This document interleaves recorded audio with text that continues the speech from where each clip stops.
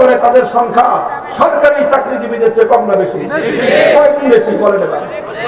অনেক গুণ বেশি, অনেক গুণ বেশি। তোমার সরকারি কর্মকর্তা কর্মচারী কয়জন? আমার একটা গার্মেন্টসের গরিব শ্রমিক কত হাজার, কত লক্ষ, কত কোটি বলে দেবেন আপনারা? রাস্তায় রিক্সা চালায়, ভ্যান গাড়ি চালায়, ঠেলা গাড়ি ঠেলে, নৌকা চালায়, দিন গুজরাম করে দিন মজুর শ্রমিক কত পার্সেন্ট বেশি? তুমি যে 20% ফান্ড দিয়া সরকারি কর্মকর্তাদের বেতন বাড়াইয়া ওদের সুবিধা দিয়া তুমি যে তোমার ক্ষমতার আগে পাকাপোক্ত করলা, এবার দেশের সাধারণ মানুষ এদের বেতন কে বাড়াবে বলেন? এদের তো বেতন বাড়ে নাই। সরকারি কর্মকর্তাদের বেতন যখন বাড়ছে, বাজারে জিনিসপত্রের দাম বেড়ে গেছে, কারণ সরকারি কর্মকর্তাদের বেতন বাড়বে 20%, ঘুষ বাড়ছে আরো বেশি। এখন অল্প কিছু মানুষের কাছে সম্পত্তির পাহাড় জমেছে, পাহাড় করেছে, পাহাড় সম সম্পদ দিয়ে বাজারে জিনিসপত্র কিনতে গেলে বড় মাছগুলো সব কিনে ফেলায়, ভালো ভালো মাখনগুলি সব তারা খায়। সাধারণ মানুষ তার কাছে তো ওই পরিমাণ টাকা বাড়ে নাই।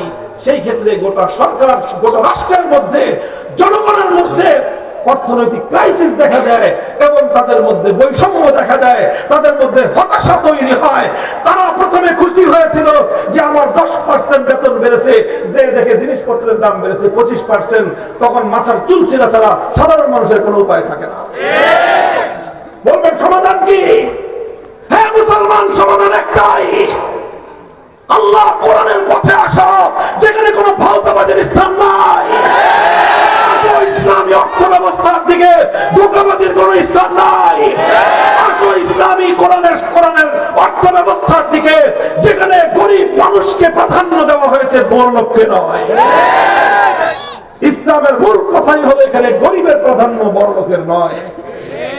এই জন্য আল্লাহর পয়গম্বর বলেছেন, ইন্না ফিল মালি হাক্কান সিওয়াজ যাকাত, ইন্না ফিল মালি হাক্কান সিওয়াজ যাকাত। বড় লোকের যাকাত দিয়ে যদি গরিবের জীবন বাঁচার মতো ব্যবস্থা না হয়, গরিবের জীবন বাঁচানোর জন্য যেই পরিমাণ সম্পদ বড় লোকের কাছ থেকে নিলে গরিবরা বাঁচবে, সেই পরিমাণ সম্পত্তি বড় লোকের কাছ থেকে নেয় গরিবদের মধ্যে বন্টন করে দেওয়া রাষ্ট্রের দায়িত্ব। বলেন, যদি এই সিস্টেম, আল্লাহ নবীর আদর্শ যদি একটা সমাজে বাস্তবায়িত হয়, সেই সমাজে কারো বাড়িতে 3টা প্রাণ থাকবে, আর কেউ 10 জন 20 জন নিয়ে একটা পরিবার, মা অসুস্থ, মা দুকে দুকে মারা যায়, সন্তান চেয়ে চেয়ে দেখে মাকে হাসপাতালে নিয়ে ন্যূনতম চিকিৎসাটুকু দেওয়ার সামর্থ্য তার নাই, বুক চাপড়ায় বাবার সামনে, পিতার সামনে, দিনমজুর পিতার সামনে কলিজার টুকরা সন্তান তরপায় তরপায় মারা যেতেছে, ওর মুখে ওষুধটুকু কিনে দেওয়ার মতো সামর্থ্য তার নাই। বলেন, এই বাবাকে কি সান্ত্বনা দিবেন আপনি? দোস্ত, আমরা যে বলি, আমরা যে চিৎকার করি, আমাদেরকে তোমাদের কাছে পাগল মনে হয় না? মনে করো যে তোমরা আমরা শুধু ধর্ম বেঁচে খাই। নাউজুবিল্লাহ। আমরা ধর্ম বেঁচি না, আমরা ধর্মের জন্য জীবন দিতে চাই। আমরা ইসলামকে দিয়ে স্বার্থ উদ্ধার করি না, জনগণের দুয়ারে দুয়ারে ইসলামের কল্যাণ আমরা পৌঁছে দিতে চাই।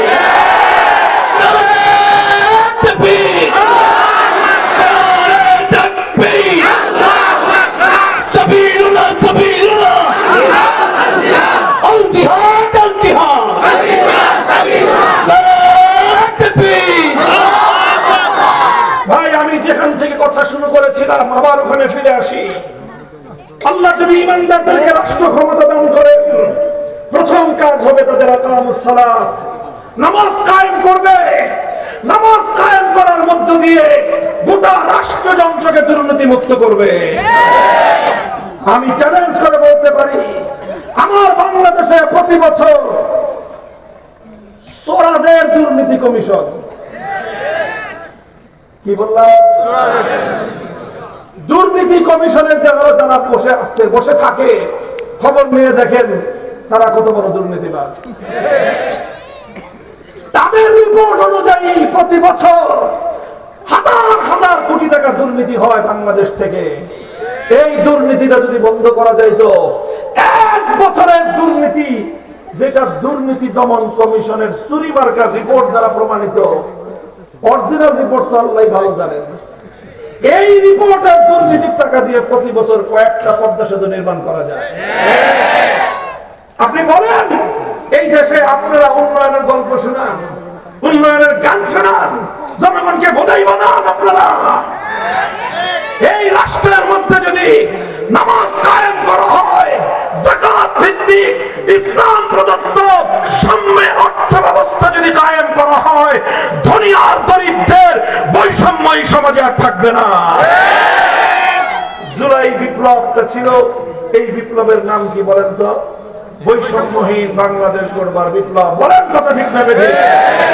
বৈষম্যহীন আন্দোলন হয়েছিল, বৈষম্যহীন দেশ গড়ার কথা বলে হাজারের বেশি বাংলা তামাম সন্তানেরা জীবন দিয়েছে। এরপরেও যদি আমরা একটা বৈষম্যহীন দেশ গড়তে না পারি, এই সকল শহীদদের আত্মার কাছে আমরা সকলেই দায়ী থেকে যাব। কাজে আসেন না, আমরা দায়িত্ব নিয়ে কথা বলছি, আমাদেরকে দায়িত্ব দেন রাষ্ট্র পরিচালনার। ইনশাআল্লাহ এক টার্মের মধ্যে একটা দুর্নীতিমুক্ত রাষ্ট্র এবং প্রশাসন জাতির কাছে আমরা উপহার দেব ইনশাআল্লাহ।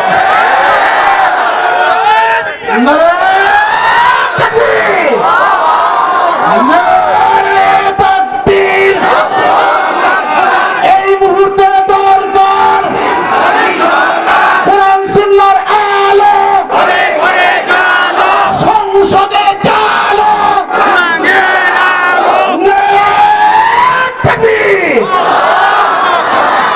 আপনারা অনেকে মনে করতে পারেন যে হুজুর মাইক পাইছেন খালি কয়ে যেতেছেন না।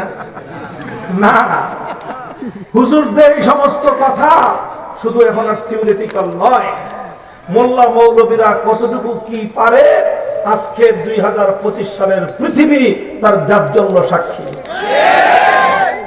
আমি আপনাদেরকে একটা গল্প শোনাই, নিজের প্রত্যক্ষ দেখা গল্প।